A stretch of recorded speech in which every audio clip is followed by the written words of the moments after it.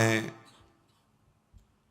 द्रोणाचार्य जी के मित्र श्री महाराज पांचाल नरेश द्रुपद जब गुरुकुल में थे तो एक साथ खेलना, खाना, पढ़ना, तो मित्रता हो गई थी। तो हाथ पे हाथ रख करके शपथ खाई थी। द्रुपद जी ने कहा था, हमारे पिता के पधारने के बाद हम राजपद पर बैठेंगे, तब आपको जो भी कभी कोई आवश्यकता हो तो अपना ही राज्य समझ कर आ जाना। मैं आपका मित्र हूं, सदैव आपका मित्र रहूंगा। जब द्रोणाचार्य जी का कृपि से विवाह हुआ, अश्वस्थामा प्रकट हुआ, तब उनको आवश्यकता हुई कि अगर हमको थोड़ा सा भी धन प्राप्त हो जाए तो जो हम ऋषियों की परंपरा में कंदमूल फल खा करके तपस्या परायण हैं, तो हमारे बालक अश्वस्थामा का अच्छे से पोषण हो जाएगा। इसके लिए भगवान परशुराम जी के पास पहले गए। सुनाओ, पृथ्वी पर राजाओं पर विजय प्राप्त करके सब तपस्वी ब्राह्मणों को दान कर देते हैं। द्रोणाचार्य जी गंधमादन पर्वत पर जाकर भगवान परशुराम जी को दंडवत प्रणाम करके कहा, भगवान, हमने सुना है आप तपस्वी ब्राह्मणों को दान करते हैं। हाँ, पर अब हमारे पास कुछ नहीं रह गया। हमने सब कश्यप ऋषि को और अन्य ब्राह्मणों को दान कर दिया है। अब मेरे प्राण हैं और धनुर्विद्या है। जो तुम कहो मैं तुम्हें दे दूं। कहो प्राण दे दूं या धनुर्विद्या। द्रोणाचार्य जी ने गुरुपद पर विराजमान करके भगवान परशुराम जी से समस्त दिव्यास्त्रों की शिक्षा ग्रहण की। वैसे ही धनुर्वेद में परम प्रवीण द्रोणाचार्य जी, पर दिव्यास्त्रों का ज्ञान भगवान परशुराम जी से हुआ। वहां से चले तो विचार किया कि हमारे मित्र द्रुपद हैं, उनसे जाकर कुछ लेकर अपने परिवार का पोषण करेंगे। द्रुपद राज्य वैभव धन के धनी, द्रोणाचार्य जी तपस्या के धनी। गए, द्वारपाल ने सूचना की कि कोई ब्रह्म ऋषियों के साथ एक महान तपस्वी आपका मित्र आया है। बुलाए गए। द्रोणाचार्य जी ने कहा, कहो मित्र द्रुपद, तुम कैसे हो? उन्होंने कहा, भिक्षुक ब्राह्मण संभाल कर बात कर। जानता है राजा से कैसे बात की जाती है? तू नाम लेकर बात कर रहा है मेरा।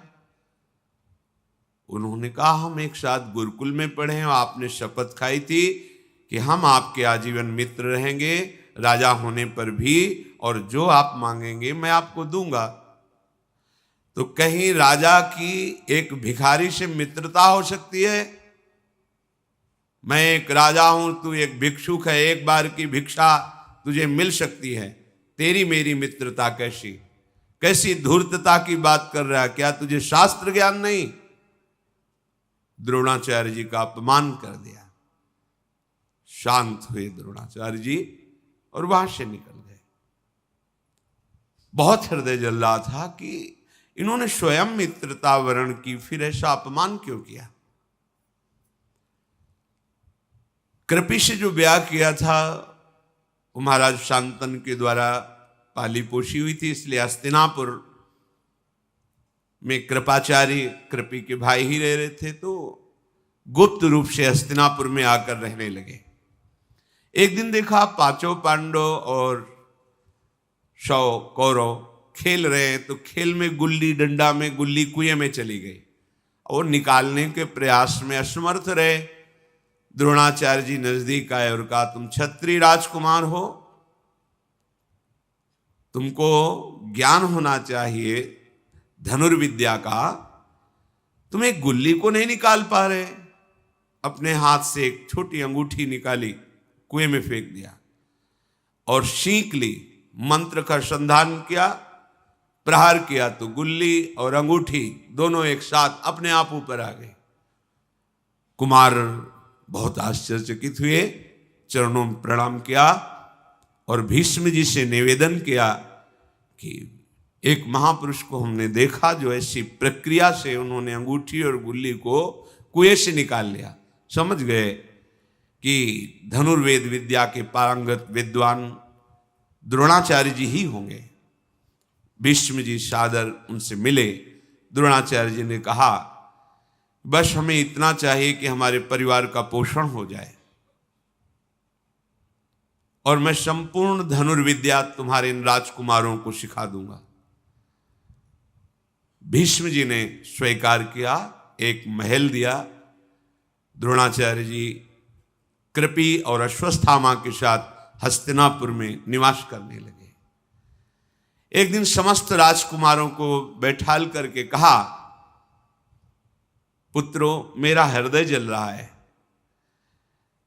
बाहर के बाणों के घाव को तो बर्दाश्त किया जा सकता, पर वाणी के बाण से बिंधा हुआ हृदय पूरे जीवन कसकता रहता है।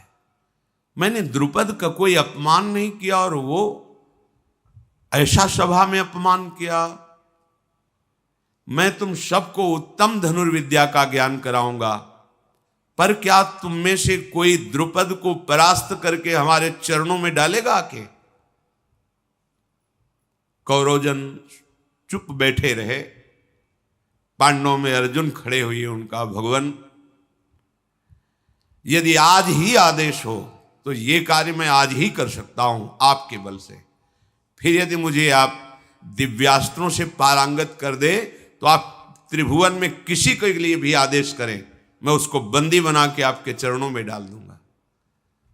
द्रोणाचार्य जी बहुत प्रसन्न हुए, अर्जुन को हृदय से लगाया और कहा, वही शिष्य है जो अपने गुरुदेव की आज्ञा पर चले। अर्जुन, तुमने शिष्यत्व की परिपक्वता का भाव दिखाया, इसलिए मैं पहले ही तुम्हें आशीर्वाद देता हूं। विश्व में सर्वश्रेष्ठ धनुर्धर तुम ही होगे, तुम्हारे आगे कोई धनुर्धर नहीं होगा। जैसे तुम धनुर्विद्या प्राप्त करोगे वो अद्वितीय होगी। पराक्रमी द्रोणाचार्य जी ने मंगलाचरण करके पांडव और कौरवों को धनुर्विद्या सिखाने लगे। अस्त्र विद्या में समस्त कुमारों को प्रवीण करने के लिए बड़ी सावधानी से अलग अलग गदा युद्ध, तलवार चलाना, बर्छी चलाना आदि आदि। जब ये प्रचार हुआ कि द्रोणाचार्य जी पांडव और कौरवों को शिक्षा दे रहे हैं, तो वृष्णिवंशी, अंधकवंशी और भी राजकुमार सम्मिलित हुए आकर के। उसी में कर्ण भी सम्मिलित हुआ द्रोणाचार्य जी की अस्त्र शिक्षा लेने के लिए। कर्ण इतने प्रवीण थे कि जो अर्जुन को द्रोणाचार्य जी सिखाते वो बिना सिखाए सीख जाते। एक बार देख लिया, क्योंकि अर्जुन को सर्वश्रेष्ठ धनुर्विद्या का ज्ञाता बनाना चाहते थे द्रोणाचार्य जी, और बनाया भी। कर्ण ये नजर रखता था क्या शिक्षा दे रहे हैं। यही शिष्य की उत्तम वृत्ति है कि अपने गुरु की प्रत्येक उपदेश, वो चाहे किसी को हो रहे हों, उन्हें सावधानी से सुनकर अपने हृदय में उतारना चाहिए। कर्ण बहुत ही प्रवीण बुद्धि वाले थे। बुद्धि को प्रकाश देने वाले भगवान सूर्य से प्रकट हुए हैं कर्ण, इसलिए बहुत ही बुद्धिमान। अमर्ष में भरा हुआ दुर्योधन जब कर्ण को देखता कि वैसी ही प्रवीणता है, तो उसको लगता कि भीम को संभालने के लिए तो मैं हूं, और अर्जुन को संभालने के लिए एक कर्ण अगर मेरा मित्र बन जाए तो मैं पांडवों पर सहज विजय प्राप्त कर सकता हूं। पांडुनंदन अर्जुन कभी किसी से बात नहीं करते थे। गुरु की आज्ञा में रहकर हर समय धनुर्विद्या का अभ्यास। ऐसे ही वो धन्य उपासक है जो किसी से कोई अन्य वार्ता, व्यवहार वार्ता न करते हुए केवल अपनी वृत्ति प्रिया प्रीतम में लगाने का निरंतर अभ्यास करता है। वही इस माया पर विजय प्राप्त करता है। जो व्यवहारशील, प्रपंच वार्तारत, मनोरंजन परायण, वो अध्यात्म मार्ग में उन्नति प्राप्त नहीं कर पाता। अभ्यास उसी का होता है जिसका लक्ष्य दृढ़ होता है। जिसका लक्ष्य दृढ़ होता है उसे लक्ष्य की प्राप्ति के बिना कहीं कुछ अच्छा या सुखद नहीं लगता है। आचार्य द्रोण ने देखा कि सब विश्राम करते हैं, लेकिन अर्जुन अभ्यास परायण है। ऐसे ही उपासक एकांत में अपनी चित्तवृत्ति को सदैव प्रभु में लगाने का अभ्यास करता है। जैसे ये भागवतिक समय कट रहा, ठीक है, पर जब आप अपनी कुटिया में एकांत हैं, उस समय प्रमाद स्थिति नहीं, मनोरंजन नहीं, वार्ता नहीं। लेटे हैं तो मनोवृत्ति को प्रभु में लगाए, बैठे हैं तो मनोवृत्ति को प्रभु में लगाए। साधक समाज में तो ठीक से ही रहेगा, पर एकांत उसका दूषित ना होने पाए, ये विशेष ध्यान की बात है। आप जो अपनी कुटिया में अकेले हैं, उस समय आपको विशेष सावधान रखना है, क्योंकि एकांत में मन इंद्रियों के सहित उपासना से विलग आचरण करने के लिए वो पूरा बल लगाता है। इसलिए सावधान। एकांत में गुरु प्रदत्त अभ्यास, नाम, मंत्र, लीला चिंतन, लीला गायन, अपने हृदय को जांचना, हमारा हृदय किस विषय पर आकर्षित है, हमारे मन की गति अधिक कहां जा रही है, ये सब एकांत में साधक अपने हृदय में निरीक्षण करता है। द्रोणाचार्य जी के उपदेश को ग्रहण करके अर्जुन अनुपम प्रतिभाशाली जो शिक्षा दी उसको अभ्यास के द्वारा सिद्ध कर ली। द्रोणाचार्य जी को शिष्यों में प्रियता तो थी, पर पुत्र में विशेष होती है, इसलिए सब शिष्यों को पानी लाने के लिए भेजते हैं। सुराही जैसा उसका मुख, नीचे बहुत बड़ा पात्र, जिससे सरोवर में काफी समय लगता उसको भरने में। अर्जुन को भी वैसा पात्र देते हैं। और अश्वत्थामा को बड़े मोहरे का, गए डुबोया, भाग के आ गए, तो वो गुप्त दिव्य अस्त्र जो अन्य शिष्यों को नहीं देना चाहते थे, ब्रह्मास्त्र आदि, वो अश्वत्थामा को देते। अर्जुन ताड़ गए कि गुरुदेव ऐसा कर रहे, तो अश्वत्थामा दौड़कर भरने जाता, वो वरुणास्त्र से, सुराही में ही सीधे पानी वरुणास्त्र से भर के पहुंच जाते। जो अश्वत्थामा को सिखाते हैं वो सीखते हैं। अर्जुन की इस लगन को देख करके अश्वत्थामा को जो नहीं सिखाया वो भी अर्जुन को सिखा दिया। ब्रह्मास्त्र को वापस करना अश्वत्थामा को नहीं आता था, अर्जुन को आता था। अर्थात गुरु की प्रियता का वही पात्र बन सकता है जिसको लक्ष्य की प्राप्ति में प्रबल लगन हो। कुछ भी हो जाए, लक्ष्य की प्राप्ति करनी है, ऐसा। अर्जुन वरुणास्त्र से अपने कमंडल को भरकर आचार्य पुत्र के साथ वो गुप्त रूप से दिव्यास्त्र सीखते। बड़ा अभ्यास किया अर्जुन ने, जब देखो तब अभ्यास में। द्रोणाचार्य जी ने रसोइये से कहा, अर्जुन को कभी अंधेरा ना होने पावे भोजन के समय। एक दिन ऐसी वायु चली कि दीपक बुझ गया, स्वाभाविक हाथ ऐसे जा रहा है। अर्जुन ने विचार किया कि ये क्यों बिना प्रकाश के हाथ मुख में ही जा रहा है, इसका मतलब अभ्यास। तो इसका मतलब अंधकार में बिना देखे भी लक्ष्य भेदा जा सकता है। अभ्यास शुरू कर दिया, रात्रि में लक्ष्य भेदना, बिना देखे लक्ष्य भेद देना, बड़ी सामर्थ्य अभ्यास में होती है। द्रोणाचार्य जी विश्राम कर रहे थे, साए साए आवाज सुनाई दी, उठ के गए, देखा रात्रि के घोर अंधकार में लक्ष्य भेद पर अर्जुन तत्पर है, जब सब राजकुमार सो रहे हैं। द्रोण ने कहा, अर्जुन मैं बहुत प्रसन्न हुआ तुम्हारे प्रयास से। संसार में फिर दोबारा कहता हूं कि तुम्हारे जैसा कोई धनुर्धर नहीं होगा, ऐसा मैं आशीर्वाद देता हूं।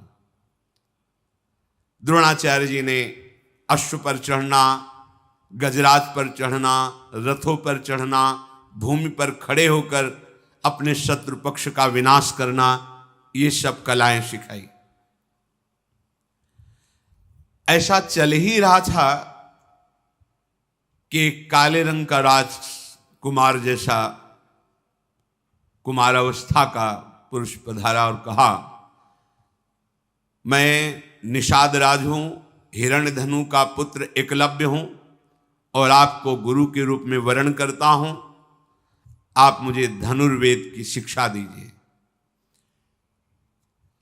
वो ऐसा कह रहा था कि द्रोणाचार्य जी की दृष्टि कौरवों पर पड़ी तो सब क्रुद्ध होकर देख रहे थे कि ये भील हमारे साथ कैसे एक साथ धनुर्विद्या ग्रहण करे। नहीं, द्रोणाचार्य जी ने कहा, हम तुम्हें धनुर्विद्या नहीं दे सकते, तुम जंगल में रहने वाले किरात हो, हम राजकुमारों के साथ तुम्हें नहीं रख सकते। देखो, गुरु कह दे शिष्य से कि हम तुम्हें शिष्य नहीं मानते, कुछ नहीं बिगड़ा। शिष्य हृदय में स्वीकार कर ले मैं गुरु मानता हूं, सब बन जाएगा। गुरु खूब कहे तुम हमारे शिष्य हो, पर तुम बात ना मानो तो बिल्कुल कल्याण नहीं होगा। एकलव्य जी को द्रोणाचार्य जी ने मना कर दिया, मैं तुम्हें शिक्षा नहीं दे सकता, तुम्हारा शिष्यत्व अस्वीकार करता हूं। एक बार भर दृष्टि देखा, साष्टांग प्रणाम किया और कहा, आजीवन के लिए मैं आपको गुरु रूप से वरण करता हूं, आप स्वीकार करें ना करें। चला गया। बहुत एकाग्रता पूर्वक चिकनी मिट्टी से द्रोणाचार्य जी की मूर्ति बनाई उसने, और बस रोज साष्टांग प्रणाम करके 4 परिक्रमा करके और धनुष पर प्रत्यंचा चढ़ाकर द्रोणाचार्य का ध्यान करते हुए धनुष बाण का अभ्यास करने लगा। बिना सिखाए समस्त धनुर्विद्या उसके अंदर आ गई। ये देखो, ये है गुरु का वरण करना। गुरुदेव के प्रति पूर्ण भगवत बुद्धि गुरु बिल्कुल स्वीकार नहीं किए, निकाल दिया, लेकिन उनकी ऐसी बुद्धि कि सारे धनुर्वेद द्रोणाचार्य के हृदय के वहां पहुंच गए। ये महिमा होती है। यदि गुरु निष्ठ हो तो गुरु से आशीर्वाद मांगने की जरूरत नहीं, उनके हृदय की वस्तु आपके हृदय में प्रकाशित हो जाएगी। गुरु के मानने से नहीं, शिष्य के मानने से होता है। एक दिन कौरव और पांडव द्रोणाचार्य की आज्ञा से वन विहार करने के लिए निकले हुए थे। उसी में किसी के साथ एक कुत्ता भी साथ था। वहां आखेट करते हुए एकलव्य, तो कुत्ता एकलव्य को देखकर फटे पुराने चिथड़े, काला शरीर, भारी जटाएं, तो भूंकने लगा। जो ही भूखा, एक साथ इतने बाण मारे कि सब अलग अलग लगे, मुंह भर गया और एक बूंद खून नहीं। अर्जुन जी पास में खड़े थे, उन्होंने कहा कि ऐसी हस्तलाघव, इतनी शीघ्रता और कहीं घाव नहीं, गजब का धनुर्वेद का ज्ञान, ऐसा महावीर त्रिभुवन में मैंने नहीं देखा। आगे जाकर देखा, मैल शरीर में जमा हुआ है, काला शरीर का रंग है, फटा सा एक मृगचर्म नीचे धारण किए हुए है, हाथ की फुर्ती, लक्ष्य का वेधने का ज्ञान। लज्जित हो गए अर्जुन, मेरे में भी ऐसी सामर्थ्य नहीं। इतना जल्दी वो भूखा और अलग अलग बाण, और कहीं घाव नहीं, कहीं रक्त नहीं, और पूरा भर गया मुंह बाणों से। कुत्ते को कोई हानि नहीं। नजदीक गए और कहा, तुम कौन हो, किसके पुत्र हो, और धन्य है तुम्हारे गुरुदेव को जो ऐसी धनुर्विद्या दी। कौन है तुम्हारा गुरुदेव? उन्होंने कहा, राजकुमारों, मैं हिरण्यधनु का पुत्र एकलव्य हूं, भगवान द्रोणाचार्य का मुझे शिष्य जानो, और मैंने धनुर्वेद में विशेष परिश्रम करके गुरु कृपा से पूर्णता प्राप्त कर ली है। वो तो निराश हो गए कि द्रोणाचार्य जी ने तो मुझे कहा था सर्वश्रेष्ठ धनुर्धर होने का। अर्जुन बार बार एकलव्य की सराहना करते हुए अब मन नहीं लगा, वापस आ गए सब। अर्जुन ने एकांत में द्रोणाचार्य जी को प्रणाम करके कहा कि उस दिन तो आप हमें हृदय से लगा के कह रहे थे कि विश्व में तुम्हारे जैसा कोई धनुर्धर नहीं होगा, पर मैंने ऐसा धनुर्धर देखा जो मैं उसकी बराबरी नहीं कर सकता। कुत्ते की आवाज के साथ उसके मुख को भर देना और उसमें के मुख में घाव ना होना, एक बूंद रक्त ना आना, इतनी शीघ्रता से इतने हस्त लाघव गुरुदेव, और वो आपका शिष्य है, ऐसा कहता है। आचार्य कुछ देर मौन और ध्यानस्थ रहे, फिर कहा चलो हमारे साथ चलो। वहां गए, एकलव्य ने देखा कि मेरे भावना में विराजमान गुरुदेव साक्षात आए हैं। धनुष प्रत्यंचा चरणों में रख के साष्टांग दंडोत हुआ, परिक्रमा की और हाथ जोड़कर सर झुकाकर खड़ा हो गया। गुरुदेव आदेश कीजिए। शिष्य वही है, उसी का जीवन धन्य है जो गुरुदेव को प्रसन्न कर सके। गुरुदेव आपकी प्रसन्नता के लिए ये प्राण भी समर्पित हैं, आज्ञा कीजिए। द्रोणाचार्य जी ने कहा तुम मुझे गुरु मानते हो? जी। तो गुरुदक्षिणा दीजिए, आज्ञा कीजिए। और धनुर्विद्या में सबसे ज्यादा कार्य दाहिने अंगूठे का होता है। ये दाहिना अंगूठा गुरुदक्षिणा में दे दीजिए। 1 सेकंड नहीं लगाया, काट कर अर्पित कर दिया। बिना अंगूठा के धनुर्विद्या। फिर द्रोणाचार्य जी ने कहा धन्य, तुम्हारे जैसा शिष्य कोई बिरला ही होता है। मैं बहुत प्रसन्न हुआ। तुम यद्यपि उस कोट के धनुर्धर तो नहीं रहोगे अंगूठा काटने के कारण, फिर भी मैं तुम्हें प्रक्रिया बताऊंगा जिससे तुम्हें कोई परास्त नहीं कर पाएगा। पर इसके परिणाम से तुम्हें वो लोग प्राप्त होंगे जो बड़े बड़े याज्ञिक और तपस्वियों को प्राप्त होते हैं। तुमने मुझे प्रसन्न कर लिया। द्रोणाचार्य जी बहुत प्रसन्न होकर मध्यमा और तर्जनी इन दो की, पर वो जो अंगूठे से होता है इसीलिए सर्वश्रेष्ठ धनुर्धर अर्जुन रहे। नहीं, एकलव्य उनसे बढ़कर था। एक गुरु के समीप रहकर गुरु के सिखाने से ऐसा धनुर्धर, और एक गुरु की पूर्ण समर्पण वृत्ति में है तो मिट्टी की मूर्ति बनाकर इतना बड़ा धनुर्धर।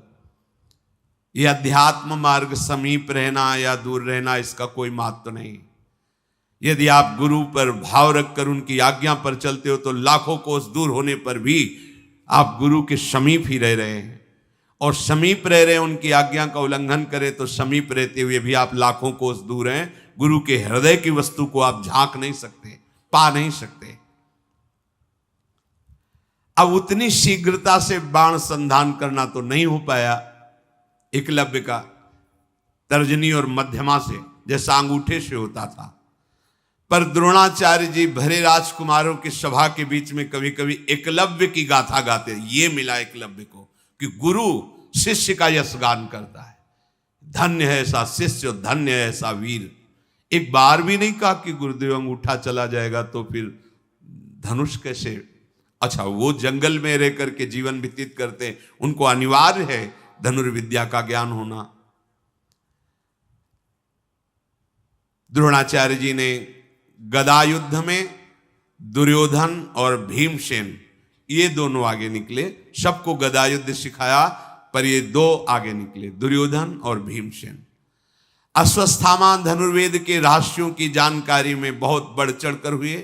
नकुल सहदेव तलवार की कला में सबसे आगे निकले, और भाला चलाने में महाराज युधिष्ठिर बिना देखे भी आवाज पर भाले से प्रहार कर सकते थे महाराज युधिष्ठिर।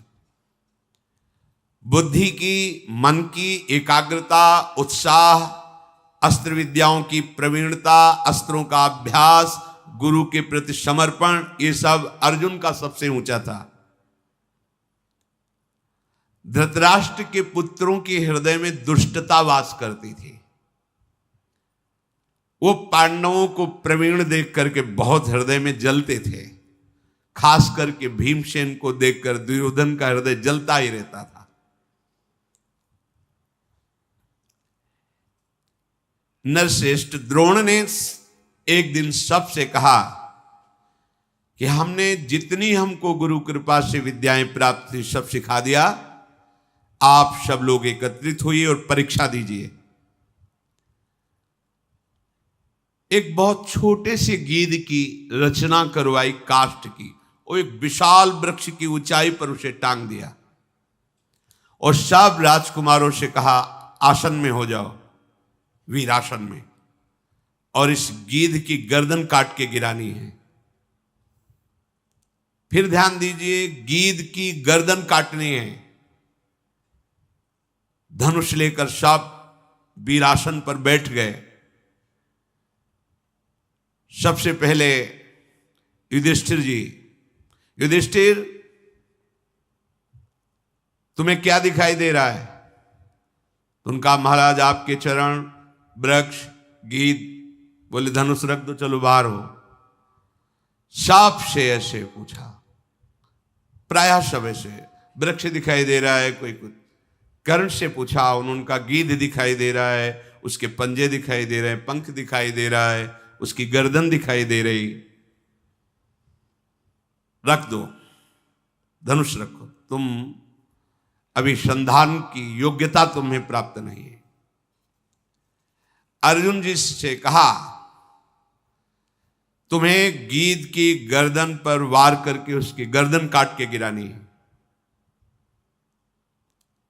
मेरी आज्ञा का इंतजार करो। हां, बोलो तुम्हें क्या दिखाई दे रहा है? अर्जुन ने धनुष को खींच करके लक्ष्य पर दृष्टि रख करके कहा, गुरुदेव केवल गीध की गर्दन दिखाई दे रही। नहीं, किस रंग का है, उसके पंखे कैसे हैं, किस डाल पर है? गुरुदेव नहीं, केवल गीध की गर्दन दिखाई दे रही। प्रहार करो, काट के गिरा दिया। रोमांच हो गया द्रोणाचार्य जी के, और सब राजकुमारों से कहा केवल लक्ष्य दिखाई देना चाहिए, बस। ध्यान दीजिए, परमार्थ के पथिक का लक्ष्य है प्रियालाल। हमारे मन, बुद्धि, चित्त, अहंकार की स्थिति केवल प्रियालाल में होनी चाहिए।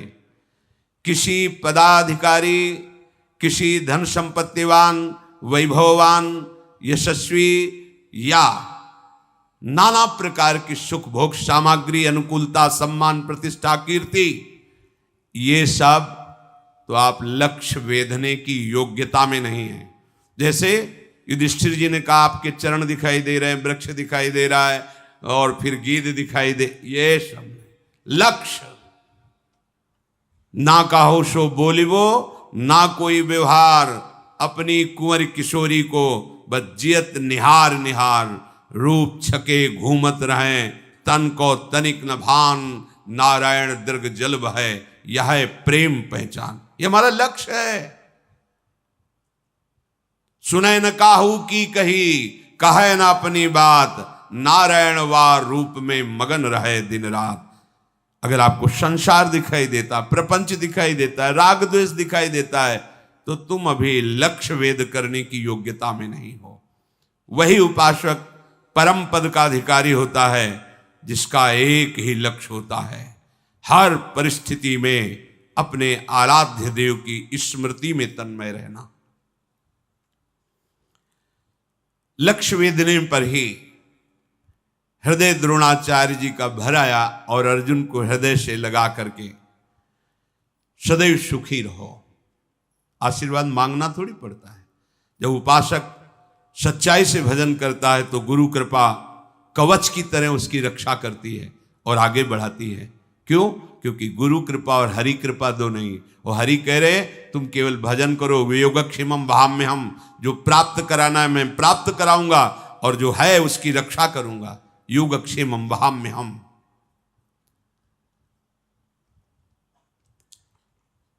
समस्त राजकुमारों के साथ श्री द्रोणाचार्य जी गंगा जी के स्नान करने के लिए, आओ गंगा स्नान करते हैं। और वहां एक मगरमच्छ को प्रकट किया, द्रोणाचार्य जी की पिंडली पकड़ ली। द्रोणाचार्य जी चिल्लाने लगे, छुड़ाओ छुड़ाओ, देखो मुझे ये ग्राह पकड़ लिया है मगरमच्छ। यद्यपि ये उनकी माया से बड़ी विद्याओं के ज्ञाता थे, भगवान परशुराम जी के शिष्य, भरद्वाज जी के पुत्र, आग्नेय के शिष्य, बड़ी महिमा से ये अपने शिष्यों की परीक्षा के लिए। अब जितने कौरव थे वो तो सब भागे किनारा छोड़ करके, युधिष्ठिर आदि विचार में पड़ गए। अर्जुन ने प्रत्यंचा चढ़ाई, सैकड़ों बाणों से बीन दिया जल में उस ग्राह को। द्रोणाचार्य जी बाहर निकले, फिर वो कौरव वापस आए। कहा ये क्या है, गुरु का प्राण संकट और तुम भय से भाग रहे हो, ये क्या तुम्हारी वीरता है? युधिष्ठिर राज से कहा, गुरु प्राण संकट में तुम विचार कर रहे हो? उस समय अपने प्राणों की बाजी लगाकर तत्परता पूर्वक रक्षा करनी चाहिए, जैसे अर्जुन ने की। तुम अस्त्र विद्या के ज्ञाता हो और तुम भाग रहे हो।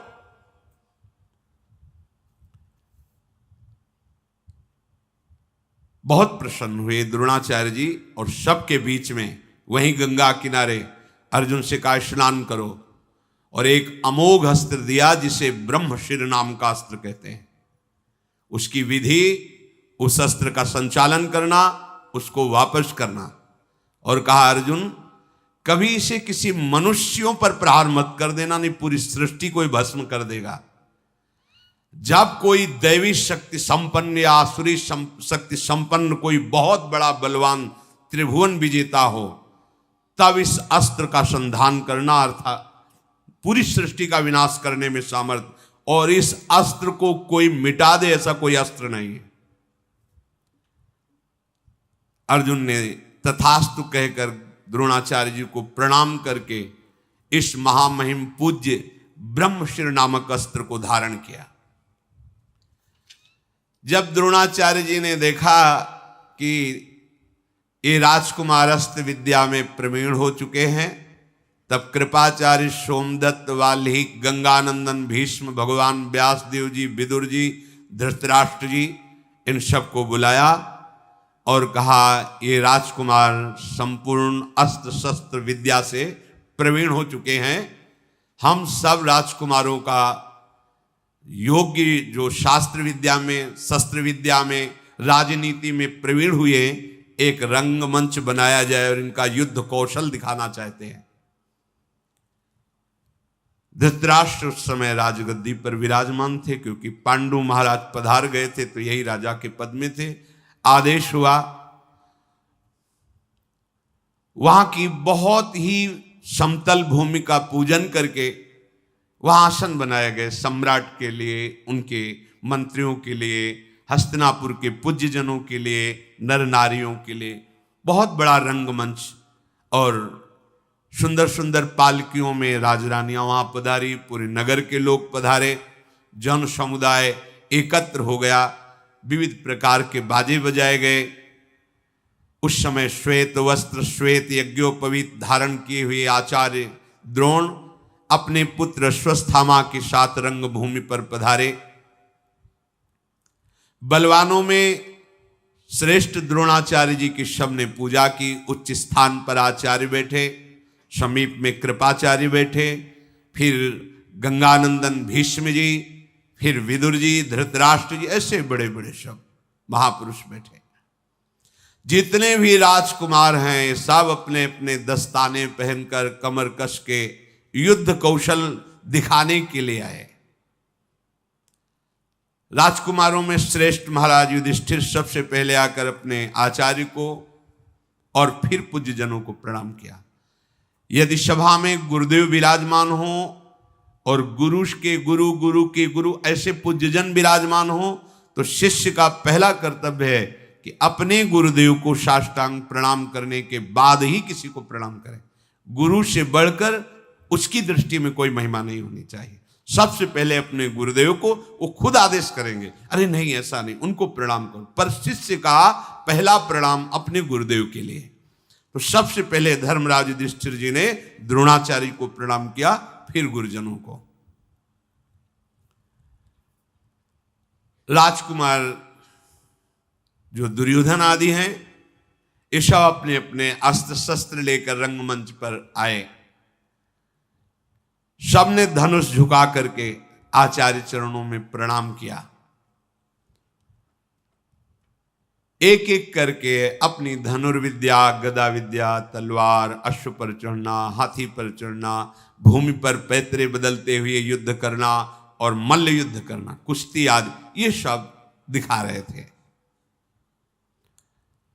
दुर्योधन और भीमसेन हाथ में गदा लेकर के रंगभूमि पर जब उतरे तो ऐसा लग रहा था दो पहाड़। 10,000 हाथियों का बल दुर्योधन के अंदर और जन्मते ही 10,000 हाथियों का बल भीम के अंदर। पर जब इनको विष पवाया गया था तो 10,000 हाथियों का बल नागलोक, तो ये बहुत बल में बढ़े चढ़े थे भीम। दोनों महाबली योद्धा मंडलाकार होकर गदा युद्ध कर रहे हैं। कुंती जी और गांधारी जी धृतराष्ट्र को बताती जा रही, दुर्योधन ने ऐसा, भीम ने ऐसा। बहुत बुद्धिमान धृतराष्ट्र जी हैं। विचार कर रहे हैं कि जैसे पैतरे भीम बदलता है, देख तो पा नहीं रहे, सुन के दुर्योधन कभी इनसे जीत नहीं सकता। वहीं हृदय में आग पैदा हो गई कि मेरे प्रिय पुत्र का विनाश करने में समर्थ होगा ये भीम। बहुत बुद्धिमान थे।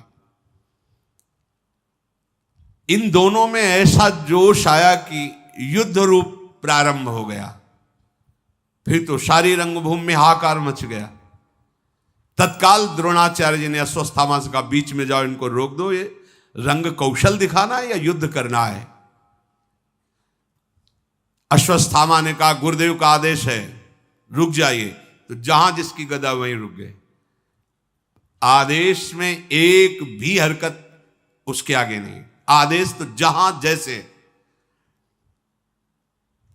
रसिक मुरारी जी के गुरुदेव श्यामानंद प्रभु ने जब उनके आश्रम में राजा ने आक्रमण करके बाधा पहुंचा दी, तो रसिक मुरारी जी वृंदावन में रहते थे। उनके गुरुदेव ने कहा, जाओ उनसे कह दो जिस स्थिति में हो उसी स्थिति में तत्काल हमारे सामने उपस्थित हो। तो प्रसाद पा रहे थे, मुंह में कवल, हाथ जूठा, वैसे ही पहुंच गए यात्रा करके। गुरुदेव के सामने जाकर कहा कि गुरुदेव प्रणाम नहीं कर सकता क्योंकि जूठे मुंह हो। तो जूठे क्यों हो, आचमन क्यों नहीं किया? क्योंकि गुरुदेव आपका आदेश था जैसे आप हो वैसे ही आ जाओ। तो प्रभु समय प्रसाद पा रहा था, वैसे ही आ गए। बहुत प्रसन्न है, जाओ आचमन करो। पूज्य श्री ललिताचरण गोस्वामी जी की सेवा में हरिवंश दास नाम के सेवक थे। 2 बजे उठते, मध्याह्न में के बाद विश्राम करके, और जल मांगते थे। उनकी अलग पद्धति से जल निकाला जाता था कुएं से। वो कुएं से जल निकाल ही रहे थे क्योंकि 2 बज गए। हरिवंश दास, हाँ जय जय, सुनो, छोड़ दिया, रस्सी बाल्टी वही छोड़ दी। हाँ जय जय, पानी ले आओ। जी पानी निकाल रहे थे, आपने कहा सुनो तो छोड़कर आ गए, वो तो कुएं में गए। बहुत प्रसन्न है, ठीक है। तुम निज मंत्र की बात करते थे ना, कल आ जाना, अब तुम्हें निज मंत्र दे देते हैं। डांटा नहीं कि तुमने रस्सी क्यों, नहीं, आज्ञा है, आ जाओ, छोड़ दिया वैसे जी।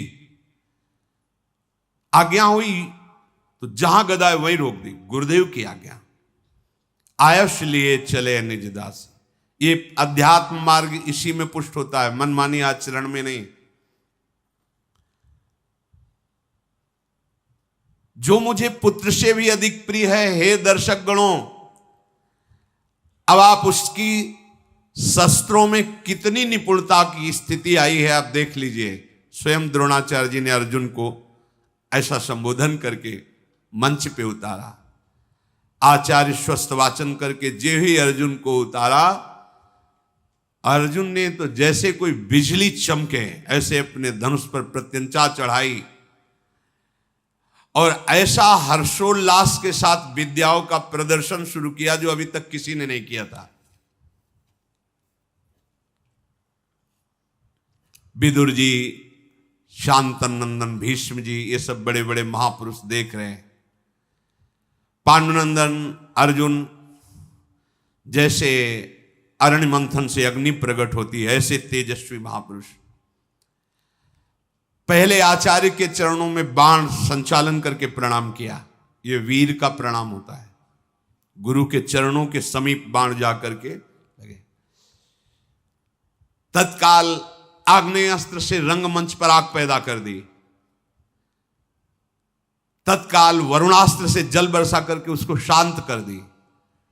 वायुवास्त्र से जोर भरी आंधी चला दी और पर्जन्यास्त्र से बादल पैदा करके वर्षा शुरू कर दी। क्षण भर में अर्जुन आकाश में दिखाई देते, क्षण भर में बहुत छोटे दिखाई देते। एक क्षण में रथ में खड़े हैं तो दूसरे क्षण में रथ के नीचे खड़े और अस्त्र कौशल बाणों की वर्षा शुरू कर दी, जैसे बाण पानी की बूंदें ऐसे बरस रहे हैं। बड़ी फुर्ती से बड़े सूक्ष्म लक्ष्य को बड़े शीघ्र बिना हिले डुले बेध देना। रंगभूमि में एक लोहे का बना हुआ स्वर्ण रखा गया जो बहुत तीव्रता से घूम रहा था यंत्र पर। अर्जुन ने एक साथ 5 बाण उसके मुख में भर दिए और वो ऐसे घूम रहा है। 5 बाण अलग अलग कितनी सेकंड में सामने आया, 5 बाण से भर दिया। सब ने आश्चर्यचकित होकर के वाह वाह की। एक गाय का सींग ऐसे लटकाया गया था जो ऐसे बराबर हिल रहा था। अर्जुन उसके छेद में 21 बाण एक ही हिलने पर ऐसे 21 बाण से बेच दिया। बहुत सा अस्त्र कौशल अर्जुन ने दिखलाया। आश्चर्य की बात है, जब अर्जुन ये दिखा ही रहे थे और सब वाह वाही कर रहे थे तो दरवाजे पर आवाज आई ताल ठोकने की, भुजाओं की। वो ऐसा लग रहा था जैसे कोई पहाड़ टूट गया हो। सबके दृष्टि अर्जुन से हटकर दरवाजे की तरफ गई तो देखा दिव्य कवच धारण की हुई, कुंडल धारण की हुई, कर्ण प्रवेश कर रहा है। ये जो पीछे कवच कुंडल अपहरण की बात बताई थी कि सूर्य भगवान ने स्वप्न में कहा, वो युद्ध क्षेत्र की थी। वहां उनकी प्रशंसा के लिए कहा था कि स्वयं सूर्य भगवान ने आदेश किया था पर उन्होंने चीज की। ये युद्ध क्षेत्र में जब महाभारत युद्ध उस समय की बात, दिव्य कवच जो शरीर के साथ उत्पन्न हुआ था, जे ही कुंती जी ने देखा कि ये तो मेरा पुत्र है, इसी को तो गंगा में प्रवाहित किया था और इसे अतिरथ ने पाला है। अधिरथ ने बड़ा आनंद हुआ पर क्षोभ भी हुआ कि ऐसे वीर पुत्र को मैं घोषणा नहीं कर सकती कि मेरा पुत्र है। कुंती ने अश्रुओं से अपने कपोलों को भी होते चुपचाप कि कोई देख ना पावे। बड़ा आनंद हुआ, सबसे पहला पुत्र है सूर्य भगवान के द्वारा। प्रचंड किरण जैसे भगवान सूर्य पधारते ऐसा तेजस्वी कर्ण आया और द्रोणाचार्य कृपाचार्य जी को ऐसे प्रणाम किया मानो उपहास कर रहा हो।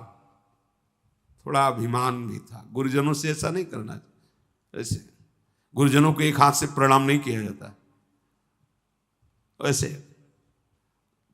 और द्रोणाचार्य जी से का बड़ा यश गा रहे हो अपने शिष्य अर्जुन का, इसने जितनी कलाएं दिखाई इससे बढ़कर कम समय में मैं कलाएं दिखाता हूं। सब सभा सन्न रह गई। तुरंत बहुत से वीरों के साथ दुर्योधन खड़ा हुआ। अवश्य अवश्य स्वागत है वीर तुम्हारा, क्योंकि वो तो चाह ही रहा था कि अर्जुन की समानता करने वाला कोई नहीं, कम से कम ये वीर तो बोल तो रहा है पर आज दिखाई भी देगा कि कितना वीर है। महाबली द्रोणाचार्य जी ने कर्ण को आदेश दे दिया, तू अच्छा दिखा कला कौशल, बातचीत से ही नहीं होता। आश्चर्य की बात, कर्ण ने जितने अर्जुन ने कलाएं दिखाई थी दिव्यास्त्रों की सब दिखा दी, और कम समय में, अर्जुन से कम समय में। बड़े भाई हैं पर पता नहीं है ना किसी को। और द्रोणाचार्य जी से कहा आदेश कीजिए इस अर्जुन को, इसी रंगमंच पर मैं द्वंद्व युद्ध से ललकार कर इसके प्राणों का हरण करना चाहता हूं, मुझे ईर्ष्या है इससे। खड़ा हो गया दुर्योधन और छाती से लगाया कर्ण को और कहा प्रिय मित्र, हस्तिनापुर का राज्य तुम्हारा, जैसे चाहो वैसे भोगो, तुम्हें मैं मित्र स्वीकार करता हूं, और इन शत्रुओं के मस्तक पर पैर रख दो, यही हमारी इच्छा। उसकी तो छाती फूल गई। कुंती जी के हृदय में बड़ा क्षोभ हुआ कि दोनों मेरे लाडले, मैं कैसे बता पाऊं कि कर्ण भी मेरा पुत्र है। कर्ण ने कहा आचार्य चरण, यदि अर्जुन खड़ा रहा तो जीवित नहीं रह सकता, मैं तुमको वचन देता हूं। यहां बड़ा आक्षेप। अर्जुन ने आचार्य चरण से कहा कि आप जानते हो कि आपका शिष्य निर्बल नहीं है, आप आदेश कर दो, इस वीर को मैं अभी धूल चटा देता हूं। कर्ण की ओर बढ़े द्रोणाचार्य, कृपाचार्य, भीष्म जी सब आश्चर्यचकित हो रहे कि रंगमंच पर कहीं युद्ध न प्रारंभ हो जाए। कुंती देवी को तो मूर्छा आ गई, जब दोनों युद्ध के लिए चले मूर्छा आ गई। दासियों ने चंदन मिश्रित जल से उन्हें होश मिलाया, पर वो कोई जान नहीं पाया कि मूर्छा क्यों आई इनको। दोनों वीर आमने सामने खड़े हैं। कृपाचार्य जी खड़े हुए और कहा सावधान कर्ण, ये कुंती नंदन महाराज पांडु के पुत्र देवराज इंद्र से प्रकट हुए हैं। मैं परिचय देता हूं, ये हस्तिनापुर चक्रवर्ती सम्राट के पुत्र। तू अपना परिचय दे, किस चक्रवर्ती सम्राट का राजा है, किसका पुत्र है, कौन राजा है, कहां से आया है, तेरे मां और पिता का क्या परिचय है, क्या तू पांडुनंदन अर्जुन के सामने खड़ा होने का अधिकार रखता है। कृपाचार्य जी ने कर्ण भगवान सूर्य की तरफ ऐसे देखा, महाराज आप जानते हो और मैं भी जानता हूं कि मैं कौन हूं, पर कैसे इनको परिचय दूं। ग्रीवा झुका कर खड़ा हो गया, उत्तर नहीं। कृपाचार्य के कहने पर कर्ण की आंखों में रोष है और लज्जा से सर झुकाकर खड़ा हो गया, जैसे कमल मुरझाया हुआ हो। दुर्योधन ने कहा आचार्य चरण, कृपाचार्य से, तुम्हें पता है 3 प्रकार के राजा होते हैं। एक होता है राजकुल में पैदा हुआ उत्तम, दूसरा होता है सेनापति, अपने बल विक्रम से राजा को परास्त करके राज्य पद पर बैठ जाना, और तीसरा होता है एक राजा मित्र अपने दूसरे मित्र को राजा बना सकता है। मैं इसे राजा घोषित करता हूं अंगराज कर्ण, मैं अभी तिलक करता हूं। अगर आप कहते हो कि किस राज, तो मैं इसे राजपद पे देता हूं, और चक्रवर्ती सम्राट पद पर धृतराष्ट्र है, तो अधिकार है दुर्योधन का। तत्काल ब्राह्मणों को बुलाया, स्वस्ति वाचन हुआ, स्वर्ण का सिंहासन रखवाया, मुकुट रखकर अंगराज के पद पर कर्ण का अभिषेक कर दिया। राजा कर्ण ने कहा दुर्योधन बिक गया मैं, अब कर्ण का जीवन तुम्हारे हाथ में है। अब मैं कभी विचार नहीं करूंगा कि तुम्हारा आदेश धर्मयुक्त है या अधर्मयुक्त, आज से बिक गया। तुमने हमारी ग्रीवा जो झुक रही थी उसे उठा दिया, अब जो आदेश करोगे कर्ण तुम्हारे लिए प्राण न्यौछावर करने के लिए तैयार हो जाएगा। तदनंतर ये वार्ता हो ही रही थी कि अधिरथ जो बूढ़ा हो चुका था लाठी का सहारा लेकर रंगमंच पर आया। कर्ण ने जो ही देखा कि पिता है, क्योंकि उसी ने पालन किया था, उतरे और जाकर चरणों में मस्तक रखा। उसने कहा बेटा, इन राजकुमारों की सेवा करना पूरा जीवन मेरा धर्म रहा है, और तुम इन्हीं की समानता करना चाहते हो। नहीं नहीं, ऐसा तुम नहीं कर सकते, तुम मेरे बेटे हो। भीम ने कहा समझे कर्ण, ये हमारे दुर्योधन, हमारा ही राज्य है ये, उनके मुकुट धरने पर तू राजा नहीं हो जाएगा। सुना अपने बाप की बात, जीवन भर ये सेवकाई करके जूठन खाता रहा है, उसी का तू पुत्र है, वैसे ही रहना सीख, डींग हाँकना बंद कर। ओ सूत पुत्र, तेरे हाथ में गदास्त्र नहीं शोभित होने चाहिए, घोड़ों की चाबुक होनी चाहिए। शांत होकर के कर्ण चुपचाप सुनते रहे। कुंती को बहुत अंदर से कि मैं बता दूं, ऐसा आक्षेप मत करो, ये तुम्हारा बड़ा भाई, पर कैसे बोले। भगवान का ऐसा विचित्र विधान होता है कि सत्य को जानते हुए भी नहीं बोल पा रही थी। भीमसेन के कहने पर बहुत हृदय में क्षुब्ध हुआ, हाथ पकड़ा अधिरथ ने, चल इस रंगमंच से। कर्ण को रंगमंच से बाहर ले गए। भगवान सूर्यास्ताचल को जा रहे थे, इसलिए रंगमंच विश्राम किया गया।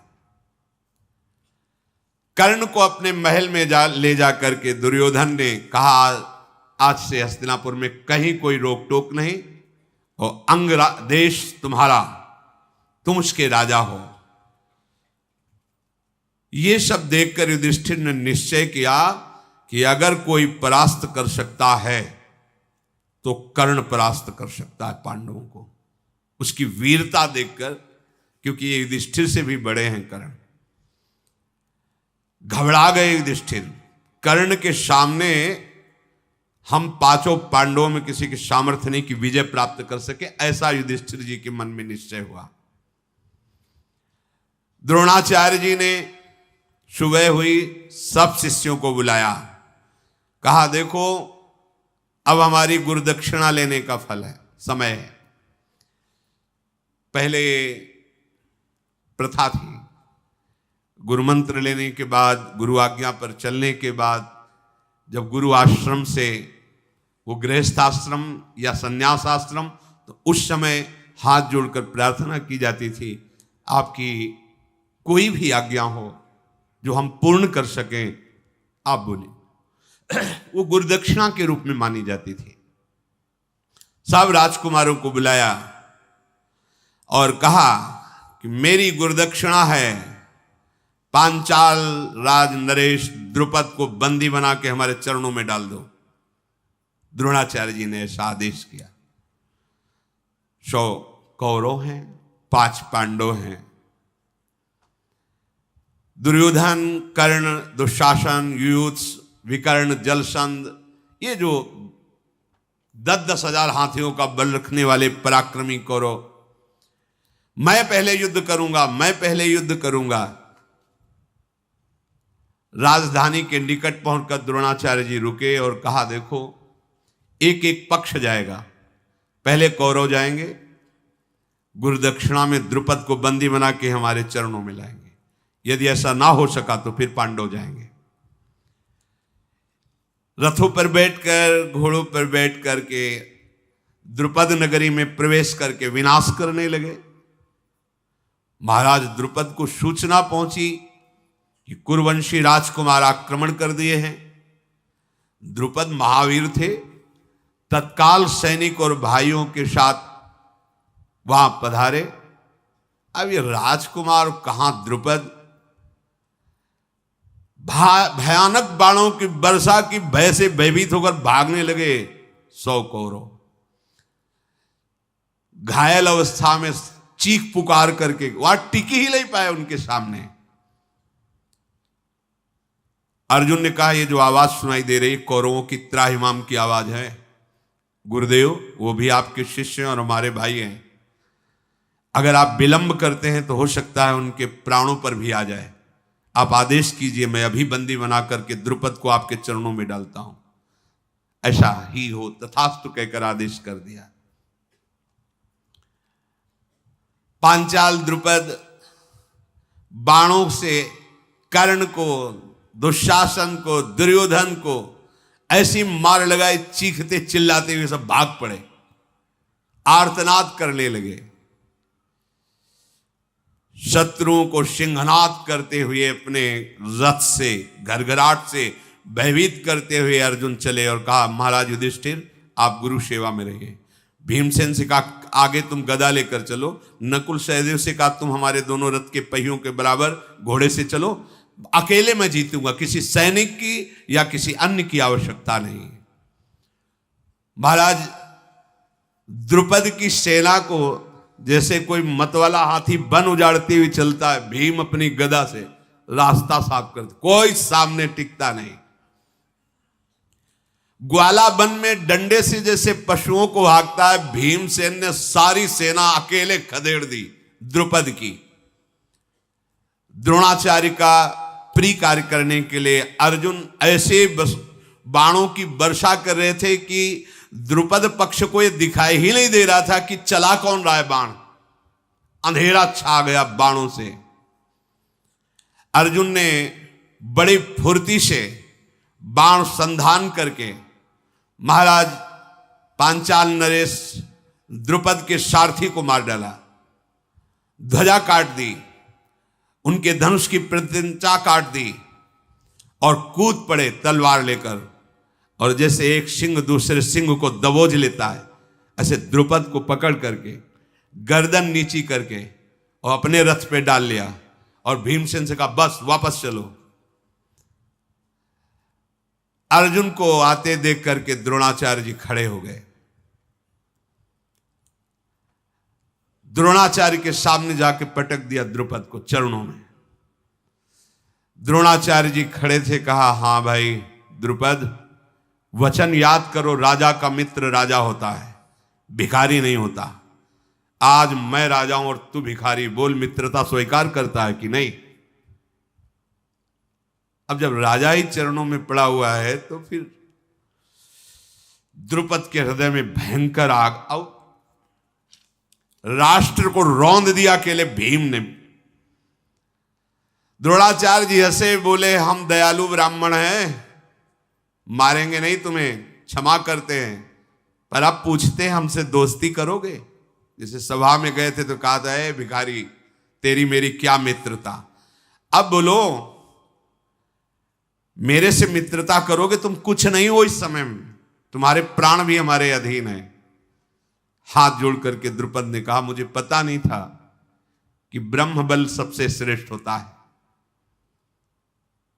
अब मैं आपके चरणों में पड़ा हूं, चाहे जीवन दान दो या आप मार दो, पर आप जैसे पराक्रमी महात्मा के पराक्रम को मैं ऐसा नहीं जानता था।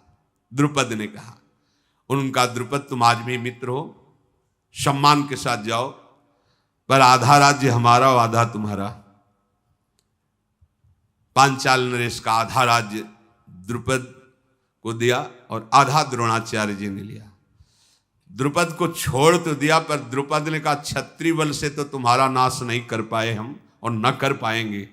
अब मैं ऐसे ब्राह्मण को ढूंढूंगा जो तुम्हारा नाश कर दे, क्योंकि मैं सहन नहीं।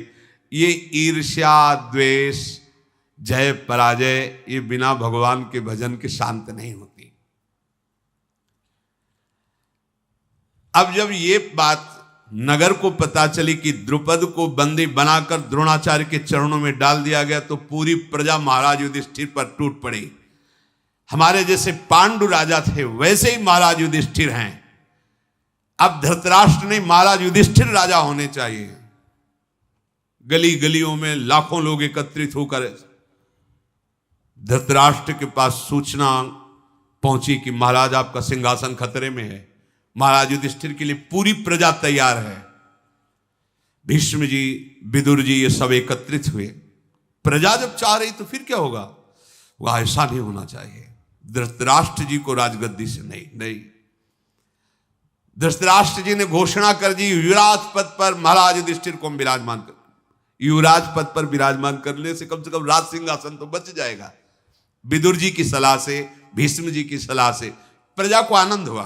हाँ ठीक है, युवराज के बाद राजा तो यही होंगे ना। बड़ी शास्त्रीय पद्धति से महाराज युधिष्ठिर को युवराज पद पर विराजमान किया गया। इसी बीच में भीमसेन ने भगवान बलराम जी से गदा युद्ध सीखा और दुर्योधन ने भी। कपटी आदमी चाहे रिश्तेदार हो चाहे नातेदार हो, कभी उसको अपने समीप ज्यादा नहीं रखना चाहिए, नहीं विनाशी होता है। जब से पांडव पधारे थे तब से शकुनी आके यहीं रहने लगा था। गांधारी जी का भाई है और बहुत ही कपट माया जाल में प्रवीण है। इसने कहा भांजे यदि युधिष्ठिर युवराज तो निश्चित राजा, क्योंकि महाराज पांडु राजा थे, पांडु के पधारने पर धृतराष्ट्र हुए हो, आंख है नहीं, युवराज ये तो राजा वो, फिर उन्हीं का पुत्र राजा, मतलब सदैव तुम दास ही रहोगे, कभी राजा पद नहीं, मारो पांचों को मारो। अब उनके हृदय में बड़ी जलन हुई कि अब क्या करो। समुद्र पर्यंत सारी पृथ्वी का राज्य महाराज युधिष्ठिर को मिलेगा, क्योंकि युवराज हो गए, अब क्या कर सकते हैं। इतने में जो भी राजा सर उठाता विरोध में, भीम और अर्जुन जाकर परास्त करके धनराशि धृतराष्ट्र के चरणों में समर्पित करते। ये सब सुनकर देखकर धृतराष्ट्र का हृदय जलने लगा। निश्चित निश्चित मुझे भी सिंहासन से उतारा जाएगा और युधिष्ठिर ही चक्रवर्ती सम्राट बनेगा। एक कणिक नाम का बहुत ही कूटनीतिज्ञ सलाहकार था धृतराष्ट्र का। उन्होंने बुलाया एकांत में, कहा कुणिक मैं विचार नहीं कर पा रहा हूं कि क्या करूं, परिस्थिति यह है कि मेरे भाई के ही पुत्र मेरे लिए कांटा बन रहे हैं। तो उसने कहा महाराज राजा आप हो, खजाना आपके हाथ में, मंत्री आपके हाथ में है, शत्रु कोई भी हो उसे मरवा डालना ही उचित होता है, ऐसी कूटनीति कहती है। तुम दंड देने में समर्थ हो, यदि दंड का आश्रय नहीं लोगे तो तुम्हारा राज्य छिन जाएगा। शत्रु कोई भी हो, रिश्तेदार नातेदार पुत्र या संबंधी कोई भी हो, अगर वो शत्रु है तो या तो उससे मुंह मांगी वस्तु दे करके अपने पक्ष में फंसा के मार डालना चाहिए, और या तो युद्ध में ललकार के मार डालना चाहिए। तो तुम पांडवों को युद्ध में ललकार नहीं सकते क्योंकि तुम्हारे भतीजे हैं, तो इनको प्रसन्न करके दांव में फंसा के मार दो, यही राजनीति कहती है। कुणिक का ये उपदेश सुन करके यद्यपि नीति में निपुण धृतराष्ट्र पर बुद्धि काम नहीं कर रही, वो तो अपने स्थान को चला गया नीति बता करके। सुबल पुत्र शकुनी, दुर्योधन, दुशासन, कर्ण, ये सब धृतराष्ट्र के समीप गए और कहा महाराज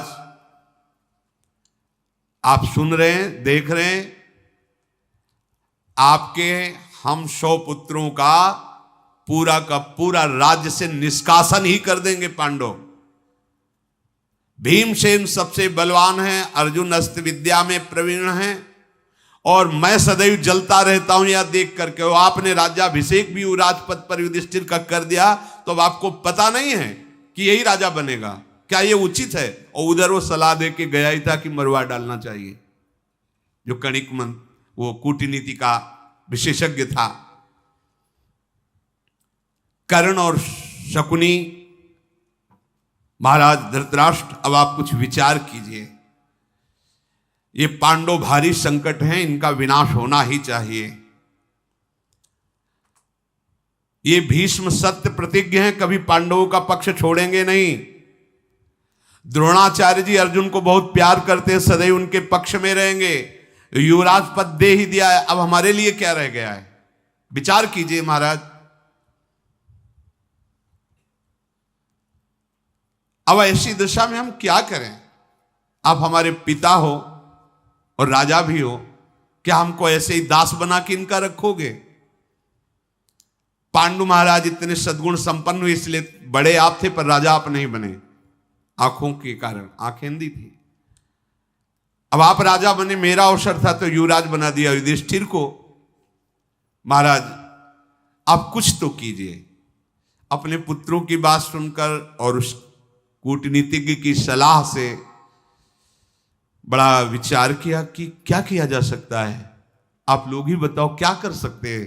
धृतराष्ट्र जी ने ऐसा पूछा तो उनका महाराज हमने विचार किया है, एक बार हस्तिनापुर से हटाओ, वारणावत है, ये बात फैलाई जाए कि वारणावत बहुत सुंदर है, हम वहां बहुत बड़ा मेला लगा रहे हैं, पांडवों को कुंती के साथ जाकर वहां कुछ दिन रहना चाहिए, दर्शनी नगर है, दर्शन करना चाहिए, मेले में जाना चाहिए, एक बार आप हस्तिनापुर से हटाओ। ठीक है। दुर्योधन ने बहुत से राजमंत्रियों को पैसे देकर पूरे नगर में वारणावत बहुत अच्छा है, वहां ऐसा, वहां जाना चाहिए युधिष्ठिर को, जिसे प्रजा विरोध न करे।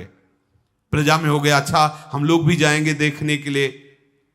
धृतराष्ट्र ने बुलाया पांडवों को और कहा, बेटा जीवन भर पांडव ने हमारे साथ सद्व्यवहार किया है और तुम भी वैसे ही हमसे प्रेम करते हो। मेरा हृदय कह रहा, मैंने सुना वारणावत बहुत सुंदर है, क्या तुम देखना चाहोगे? अपनी मां के साथ वारणावत चले जाओ, कुछ दिन वहां देखो, ये तो राज्य आपका है ही है, फिर आ जाना। युधिष्ठिर जी को अच्छा नहीं लगा कि मतलब ये सम्राट पद पे बैठ के ऐसी क्या बात कर रहे हैं, अभी तो युवराज पद दिया है, ये बात क्या कर रहे हैं, मतलब ऐसा क्या, इतना प्रेम से मुझे क्यों भेजना चाहते हैं?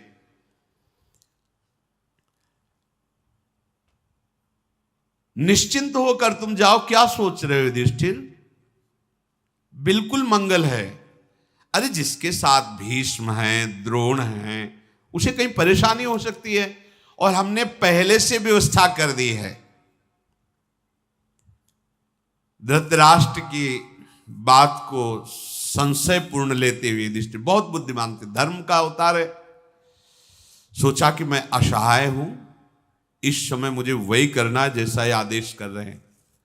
उन्होंने कहा, पिताश्री आप जैसा आदेश करें। बड़े पिता, और विदुर जी को छोटे पिता कहते थे, वो पांडु के पुत्र थे। युधिष्ठिर ने शांतनंदन भीष्म, विदुर जी, द्रोण, वाल्मीकि, सोमदत्त, कृपाचार्य, इन सब ब्राह्मणों को प्रणाम किया और कहा, आदेश मिला है मुझे वारणावत जाने का।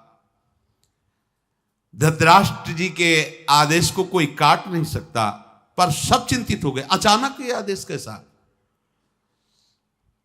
पांडुनंदन युधिष्ठिर, भगवान तुम्हारी सदैव रक्षा करें, ऐसा बुजुर्गों ने सबने आशीर्वाद दिया। वारणावत जाने की आज्ञा दे दी। दुर्योधन बड़ा प्रसन्न हुआ। उसका एक प्रधान निजी मंत्री था जिसका नाम पुरोचन था। पुरोचन को बुलाया और कहा, पुरोचन, ये धन धान संपन्न संपूर्ण पृथ्वी जैसी हमारी वैसी तुम्हारी, तुम्हें एक कार्य करना है, तुरंत तुम वारणावत पहुंचो और एक महल का निर्माण करो। अब वहां चक्रवर्ती सम्राट धन की तो कोई कमी नहीं है, ऐसा भवन निर्माण करो जिसमें चारों ओर बहुत सुंदर कमरे, बहुत सुंदर शैया भवन, ऊपर से रत्न लगे हों और अंदर में घी, तेल, चर्बी, लाह, ये सब मिलाकर मोटी मोटी दीवारें बनी हो, ऊपर से रत्न और नीचे अंदर सब ये पेट्रोलियम, जिसमें आग लगते ही पूरा का पूरा महल भस्म हो जाए। और ये लोग जब पहुंचे तो गांव के महल में रखना, जब तैयार हो जाए पूरा तब कहना कि आपके लिए एक निजी महल तैयार किया है, आप कुछ समय तक उसमें वास करें और अवसर मिलते ही आग लगाकर पांचों पांडव और कुंती को वहां भस्म कर देना। चारों तरफ पूरे महल में सन, तेल, घी, लाह, चर्बी, लकड़ी ऐसे लगाना कि कोई जान न पाए, ऊपर से रत्नों का लेप। बड़ी सावधानी से गुप्तचरों के द्वारा भी पता नहीं चलना चाहिए कि मेरे द्वारा ऐसे भवन का निर्माण किया जा रहा है। पांडवों को ऐसे विश्वास दिलाना जैसे तुम उनको बहुत प्यार कर रहे हो। जब पांडव जल जाएं तब तुम भी बाहर खड़े होकर के रोना कि हाय ये क्या हो गया, कैसे आग लग गई, क्या हो गया, तो ऐसे, और हमें सूचना देना। पुरोचन ने वैसा ही करने का ठाना जैसा दुर्योधन ने कहा था। शीघ्रगामी रथ पर आरूढ़ होकर वो वारणावत पहुंचा और गुप्त रूप से रात्रि में सब सामान मंगवाता और महल का निर्माण शुरू किया। पांडवजन हस्तिनापुर को प्रणाम करके दुखी होकर के चले तो उनको पहुंचाने के लिए द्रोणाचार्य, कृपाचार्य, विदुर जी और बड़े बूढ़े हस्तिनापुर के साथ कुछ दूर छोड़ने के लिए गए। धृतराष्ट्र यद्यपि ये नहीं जानते थे कि वहां आग लगाने का प्लान ये लोग कर रहे, वो केवल दूर भेजना चाहते थे। महाराज युधिष्ठिर विदुर जी की तरफ देख रहे थे। सभा साथ चल रही थी, पर बार बार विदुर जी की तरफ की कोई संकेत, कोई इशारा। भीष्म जी ने कहा, हम लोग ये नहीं चाहते थे कि आप हस्तिनापुर से वारणावत जाएं, पर महाराज का आदेश क्यों है ये मुझे पता नहीं, और उनके आदेश पर हम सिंहासन के अधीन, जो सिंहासन पे होगा उसका जो आदेश होगा हम उसी के पालन में दृढ़ रहेंगे, ऐसा हमने अपने पिता को वचन दिया है, महाराज शांतनु को। इसलिए हमारा कोई आदेश चलेगा नहीं, हम चाहते नहीं हैं पर तुम्हें जाना पड़ेगा।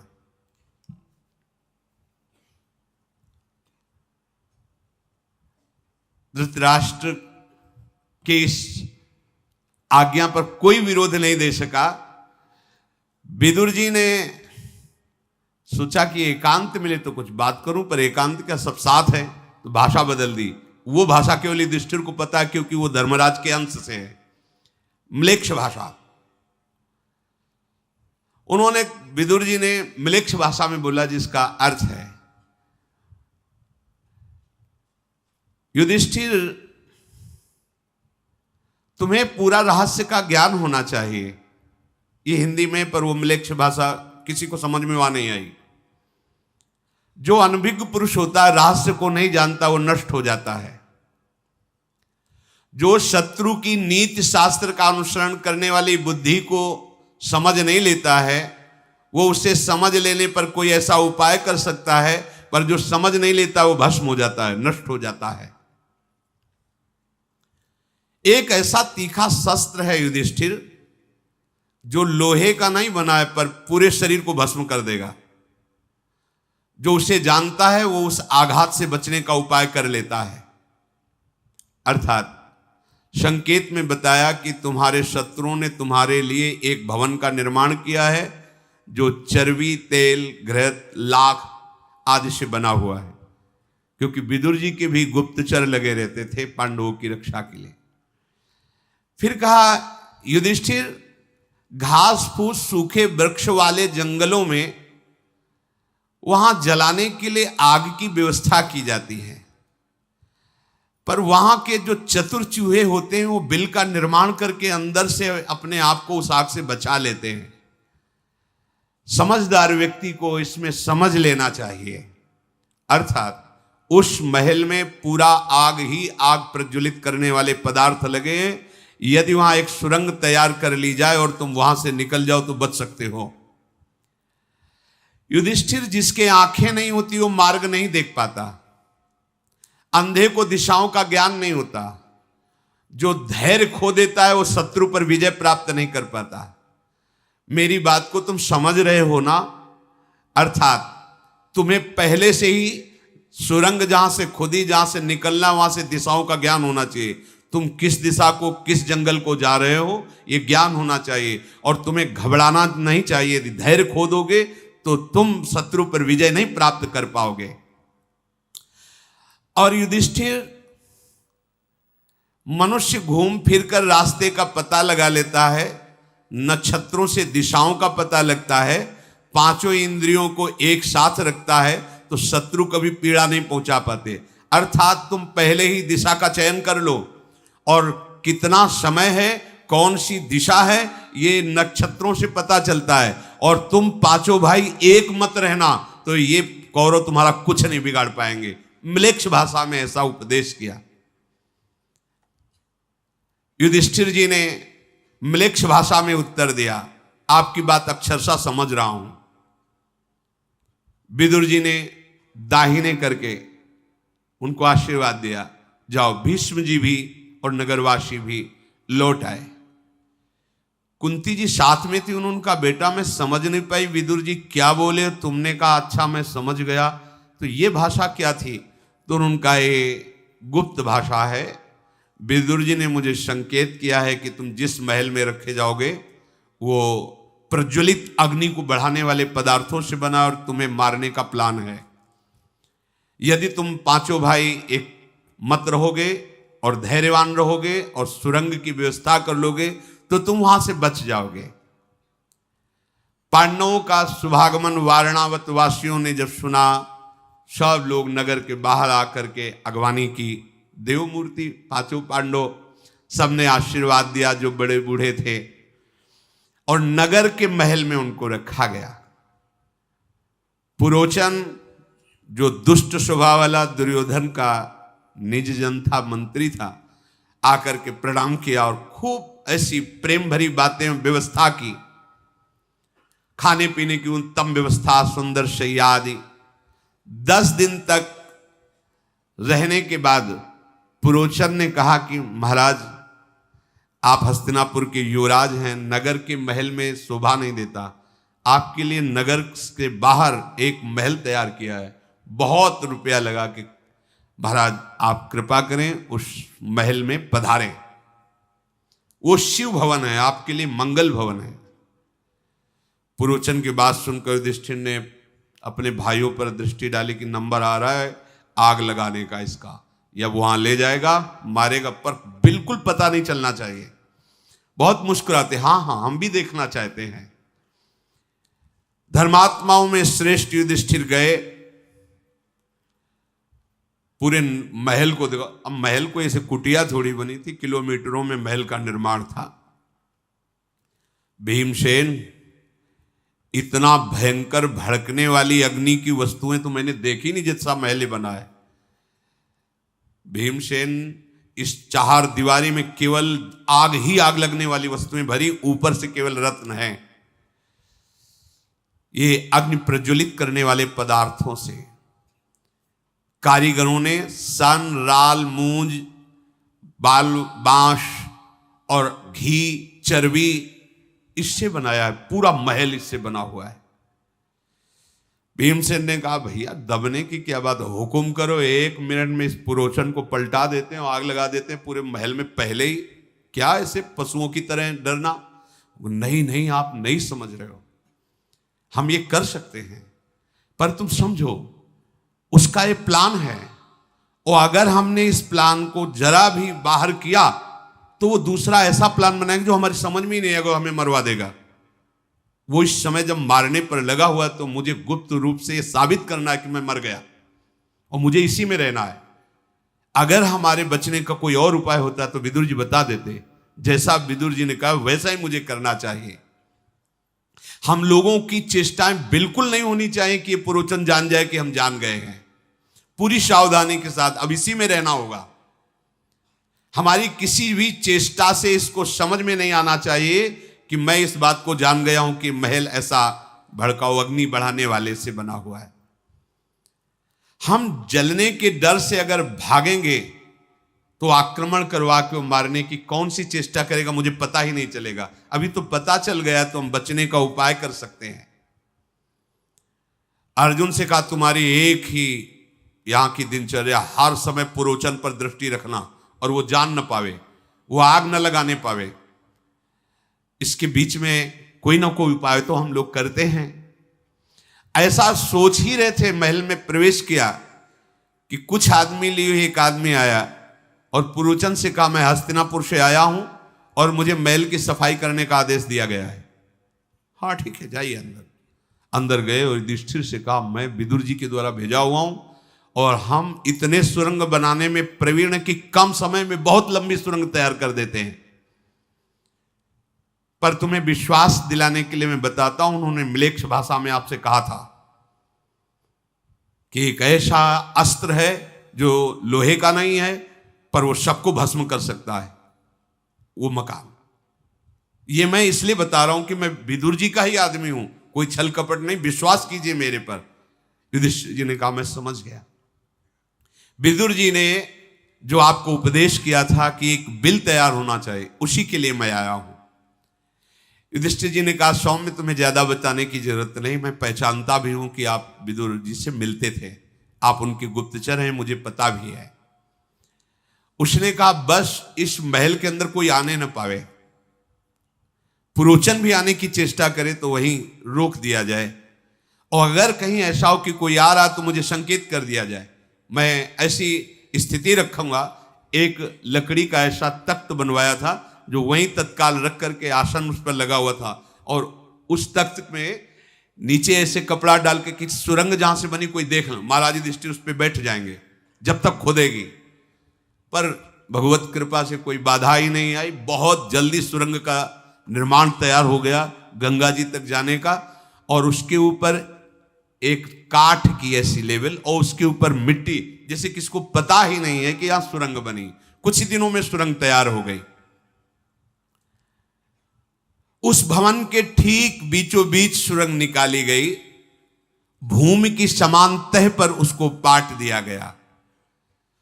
पुरोचन के भय से उस सुरंग खोदने वाले ने पूरा ऐसा मुख बंद करके मिट्टी डाल दी कि जैसा महल की अन्य भूमि वैसे ही वो भूमि। पांडवों ने कहा बहुत बड़ा काम हो गया, बचने का उपाय हो गया। भीमसेन ने कहा कि वो आग लगावे इसके पहले हम लगा दें तो कैसा रहेगा, वो भी जाए, वो भी तो मजा चखे, महल निर्माण किया है।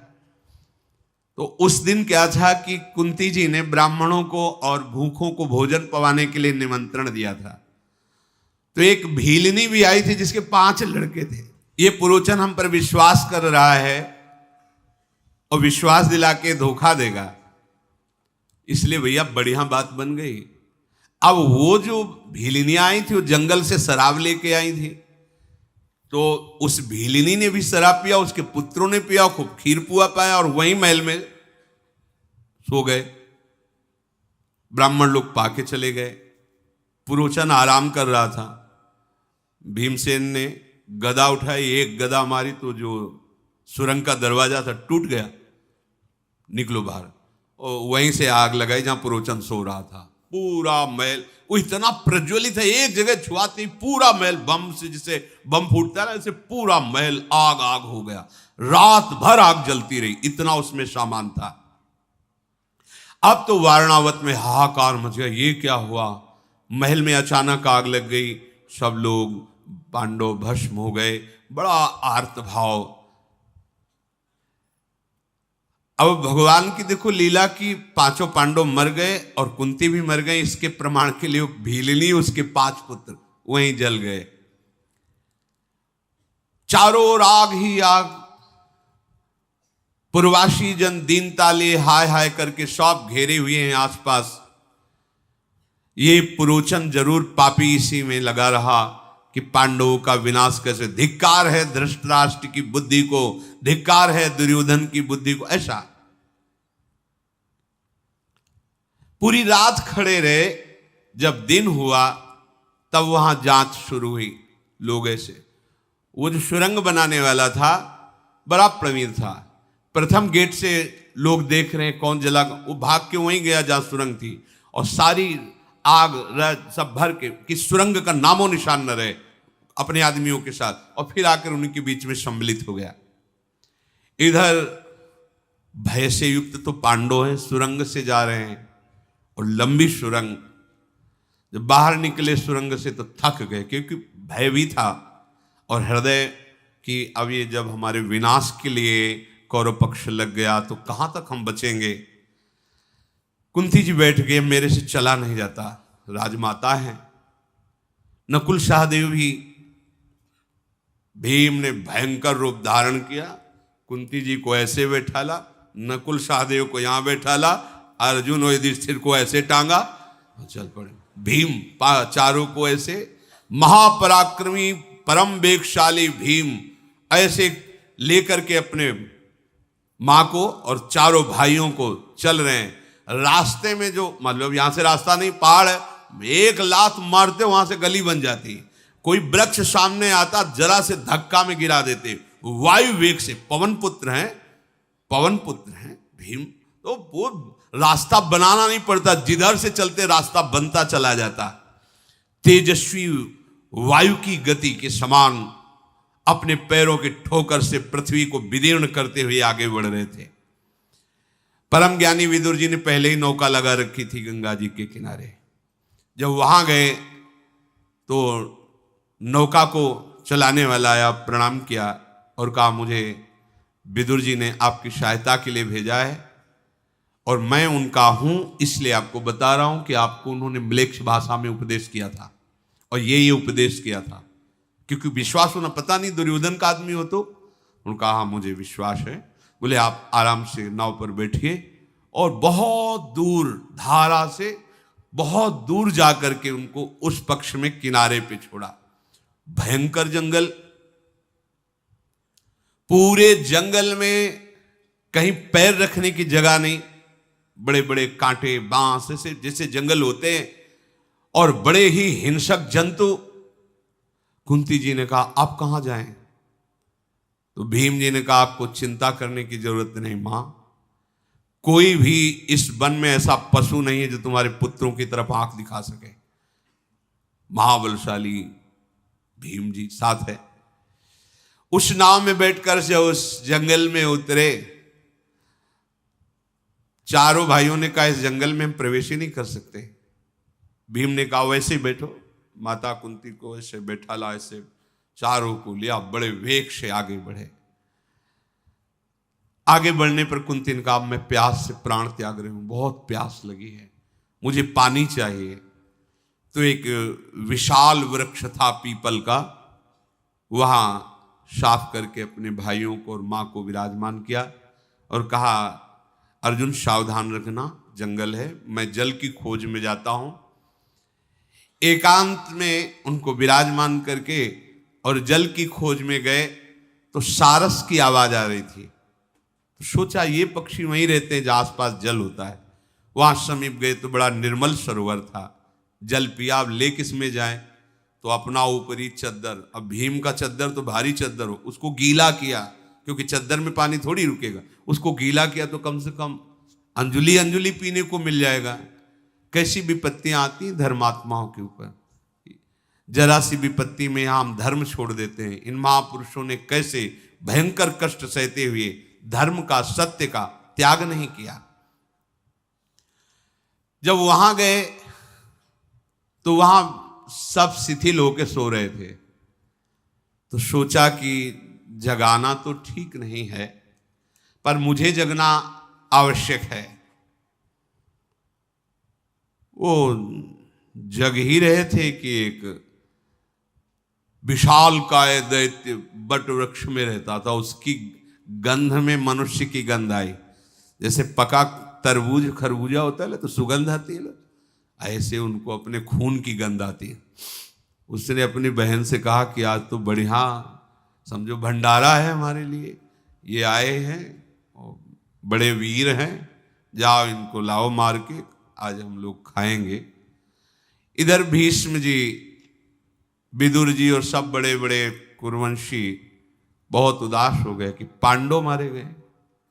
धृतराष्ट्र भी जलांजलि देने के लिए आए, दुर्योधन आदि भी आए। दुर्योधन, कर्ण, शकुनी सब मुस्कुरा रहे हैं, जलांजलि। भीष्म जी के आंसू चल रहे हैं। भीष्म जी बार बार कह रहे हैं कि ऐसा कैसे हो सकता है, जो धर्म का पालन करने वाला है उसका नाश कैसे हो सकता है। मेरी ये समझ में नहीं आ रहा कि धर्मात्मा पुरुष का नाश कैसे हो सकता है, कैसे हो सकता है। बार बार रो रहे हैं, कैसे हो सकता है ऐसा, ऐसा कैसे, ऐसा कैसे मृत्यु हो सकती है, ऐसी मृत्यु इन महापुरुषों की कैसे हो सकती है। पर वो जलांजलि दे, विदुर जी ने देखा कि भीष्म जी तो बहुत विकल हो रहे हैं, पांडवों को नष्ट कर दे ऐसी काल में ताकत अभी नहीं है, लाक्षागृह में भस्म हो सके ऐसा भाग्य नहीं है पांडवों का। कैसे? विदुर जी नजदीक गए जलांजलि के बहाने और भीष्म जी से कहा आप जलांजलि मत दीजिए, पांडव मरे हुए नहीं, मैंने पहले से सुरंग की व्यवस्था की थी और वो नाव के द्वारा सुरक्षित जंगल में पहुंचा दिए गए हैं। अब वो अव्यक्त रूप से कहां घूम रहे हैं, पर वो सुरक्षित हैं, आप जलांजलि मत दीजिए, पांडव सुरक्षित है। शेष चर्चा आगे। श्री राधा वल्लभ लाल की।